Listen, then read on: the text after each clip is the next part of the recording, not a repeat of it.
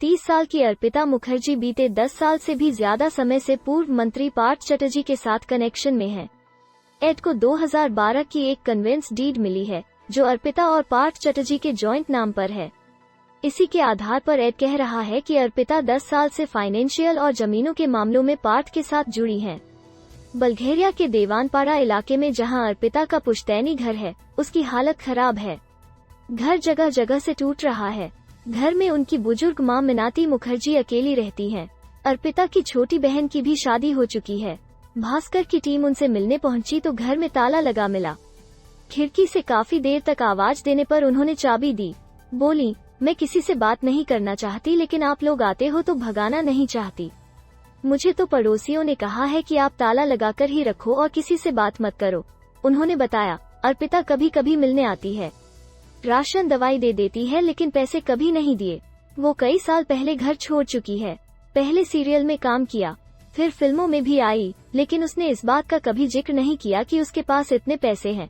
नई प्रॉपर्टी के बारे में पता चला, अमाउंट और बढ़ने की उम्मीद। इधर सीजीओ कॉम्प्लेक्स में पार्थ और अर्पिता से पूछताछ कर रही एड को कई नई प्रॉपर्टी के बारे में पता चला है। जल्द ही इन जगहों पर छापा मारा जाएगा। इसके बाद अमाउंट और ज्यादा बढ़ सकता है। एड आने वाले दिनों में 10 से 12 जगहों पर छापा मार सकती है। पश्चिम बंगाल के सीनियर जर्नलिस्ट स्निग्धेदु कहते हैं, जितना पैसा मिला है उतने का अंदाजा टीएमसी को भी नहीं था। इसलिए पार्थ चटर्जी को सरकार के साथ ही पार्टी में भी सभी पदों से हटा दिया गया है। बंगाल में इंटेलिजेंस और पुलिस का फोकस अपोजिशन पर है। सत्ता पक्ष के नेताओं पर कोई ज्यादा वॉच नहीं रखता। इसलिए ऐसा लगता है कि यह मामला अभिषेक या ममता बनर्जी की नजर में नहीं आया। यदि उनके नॉलेज में होता तो पार्थ के खिलाफ इतना सख्त रुख शायद नहीं अपनाया जाता। पार्थ को पसंद नहीं करते अभिषेक। वहीं सीनियर जर्नलिस्ट प्रभाकरण मणि तिवारी कहते हैं कि अभिषेक बनर्जी पार्थ चटर्जी को पसंद नहीं करते। 2016 में भी उन्होंने पार्थ को मंत्रिमंडल में शामिल करने का विरोध किया था। 2021 में शपथ ग्रहण में शामिल नहीं हुए थे। पार्थ चटर्जी का टीएमसी में नंबर 3 का कद था।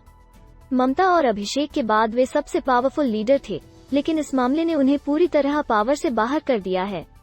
वे शुरू से ममता बनर्जी के लिए लॉयल रहे, जबकि अभिषेक टीएमसी में अपने लॉयल नेताओं को आगे बढ़ाना चाहते हैं। वहीं जिन कुणाल घोष की टीएमसी में पार्थ ने ही वापसी करवाई थी, वही अब उनके खिलाफ बोल रहे हैं। कुणाल का कहना है कि यदि पार्थ सही हैं तो ये बात अदालत में साबित करें। नोटबंदी के बाद इतने पैसे कैसे हुए, इस मामले में टीएमसी के राज्य उपाध्यक्ष जयप्रकाश मजूमदार का कहना है, एड ने अभी तक टीएमसी से डायरेक्ट कनेक्टिविटी के बारे में कुछ नहीं बोला है। वहीं पार्टी ने साफ कर दिया है कि अर्पिता का टीएमसी से कोई लेना देना नहीं है।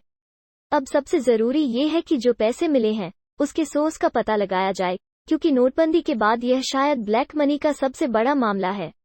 पीएम ने कहा था कि नोटबंदी के बाद ब्लैक मनी खत्म हो जाएगी, तो फिर ये 50 करोड़ रुपए कैसे हो गए? क्या यह इंडियन सिस्टम का डिफॉल्ट नहीं है?